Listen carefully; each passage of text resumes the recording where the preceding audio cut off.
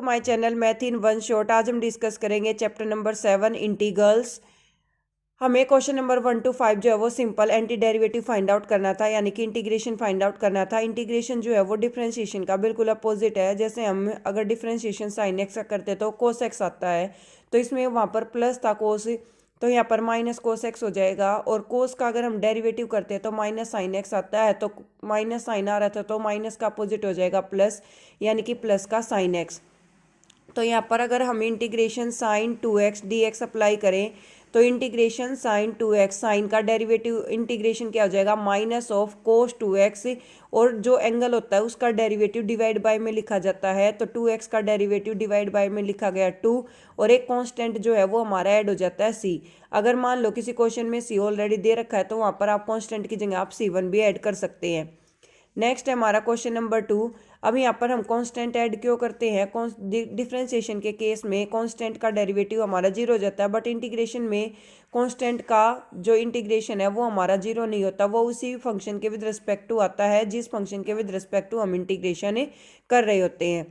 Integration cos of 3x dx, अगर हम integration cos of 3x dx apply करें तो कोस का इंटीग्रेशन होगा माइनस प्लस का साइन, क्योंकि डेरिवेटिव होता है माइनस का साइन, तो इंटीग्रेशन हो जाएगा प्लस का साइन, साइन ऑफ 3x, और 3x का डिवाइडेड बाय में एंगल आ जाएगा 3 और प्लस में आ जाएगा c।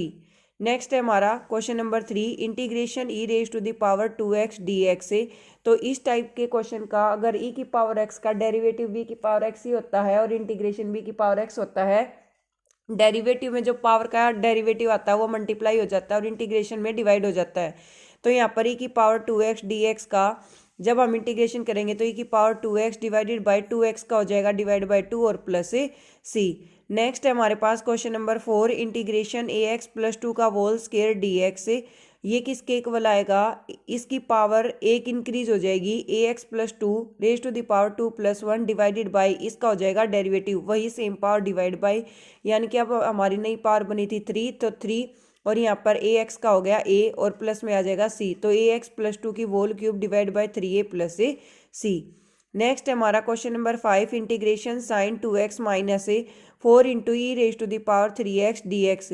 तो इंटीग्रेशन साइन 2x dx का करें तो साइन का इंटीग्रेशन होता है माइनस कोस ऑफ x, यानी कि minus cos of 2x divided by 2x का डिफरेंशिएशन आएगा divided by 2 minus 4 as it is E की पावर 3x का ई की power 3x divided by 3x का डेरिवेटिव आ जाएगा 3 और प्लस में हमारा कांस्टेंट आ जाएगा c।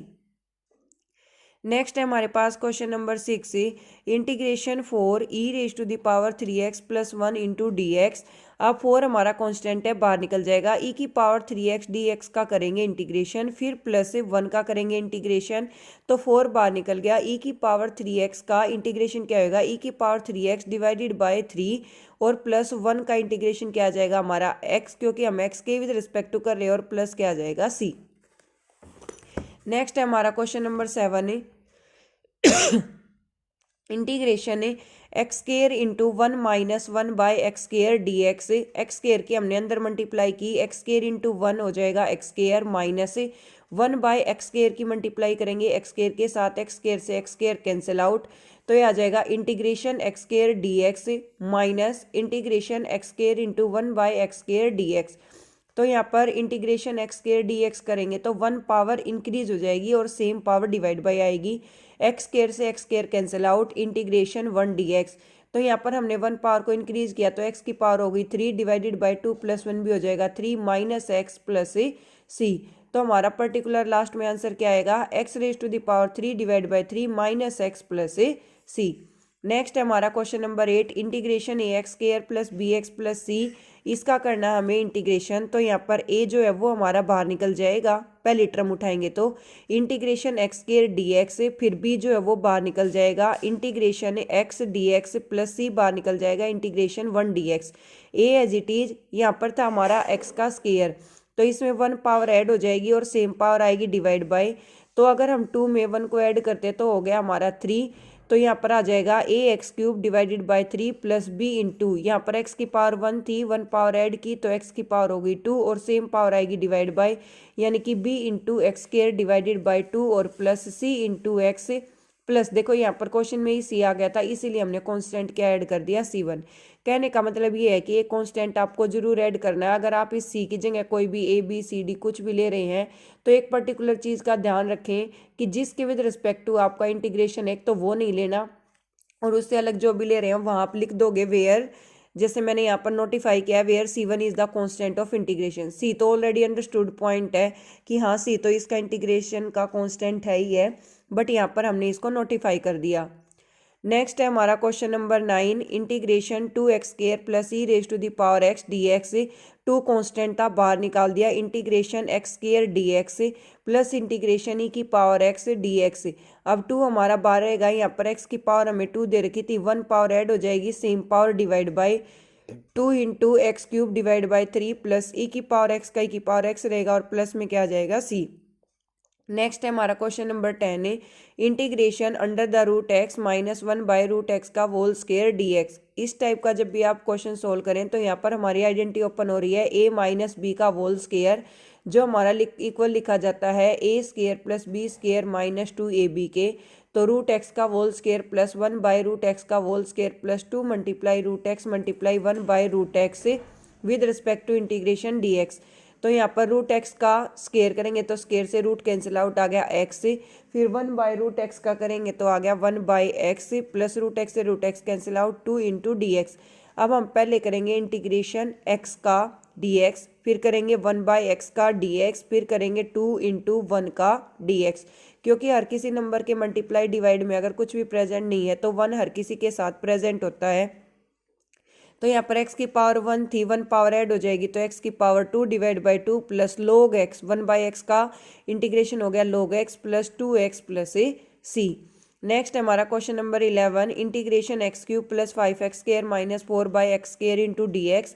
ये x² जो है वो डिवाइड बाय में हर एक टर्म के है, x³ के भी है, 5x² के भी है और 4 के भी है। तो इन सब के डिवाइड बाय हम इसको अलग अलग कर सकते हैं क्योंकि ये एज LCM लिखा हुआ है। जब हम एलसीएम को सेपरेट करते हैं तो सारे वेरिएबल आपस में अलग अलग डिवाइड में आते हैं। तो x³ के डिवाइडेड बाय आ जाएगा x², 5x² के डिवाइड बाय आ जाएगा x², 4 के भी डिवाइड बाय आ जाएगा x²। तो x³ बाय x² करेंगे, यहाँ पावर 3 थी, यहाँ 2 थी, तो 2 पावर कैंसिल आउट होके 1 बच जाएगी। फिर यहाँ x² से x² कैंसिल आउट हो जाएगा, 1 का इंटीग्रेशन हो जाएगा with respect to x minus 4। ये x की पावर 2 जो है वो डिनोमिनेटर में पॉजिटिव थी, जब हम इसको न्यूमिनेटर में मूव करेंगे तो ये हमारी पावर कैसी हो जाएगी, नेगेटिव। तो इंटीग्रेशन होगा x की पावर -2 dx का। अब यहाँ पर x की पावर हमें 1 गिवन है, इसी में हमारी 1 पावर ऐड हो जाएगी और सेम पावर हमारी डिवाइड बाय आएगी। फिर प्लस 5 इंटू 1 का जो हम विद रिस्पेक्ट टू x कर रहे हैं तो हो जाएगा x माइनस 4। x की पावर में -2 है, इसमें 1 ऐड करेंगे और सेम पावर हमारी डिवाइड बाय आएगी और माइनस माइनस क्या हो जाएगा, प्लस हो जाएगा। तो इस तरीके से हमारे पास जो हमारा आंसर आएगा x² by 2 plus 5x minus 4 into X की power -1 divide by -1 plus c। अब देखो एक -1 तो यहाँ से बच रहा है और एक -4 यहाँ से आ रहा है, तो ये माइनस माइनस क्या बनना चाहिए हमारा, प्लस। और प्लस में c हमारा इंटीग्रेशन का कांस्टेंट है।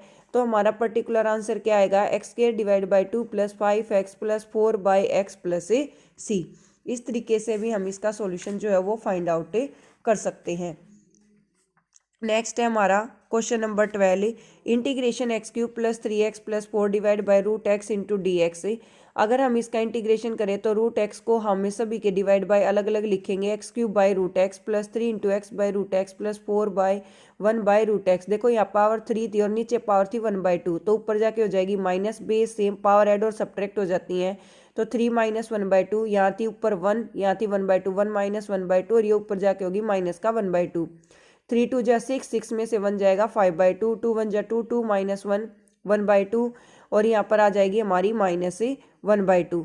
अब 1 पावर ऐड करनी है, same power divide by 1 power add, same power divide by 1 power add, same power divide by 5 plus 2 7/2, 7/2 का रेसिप्रोकल हो गया 2/7। ये 3 क्वेश्चन में शुरू से ही चल रहा है।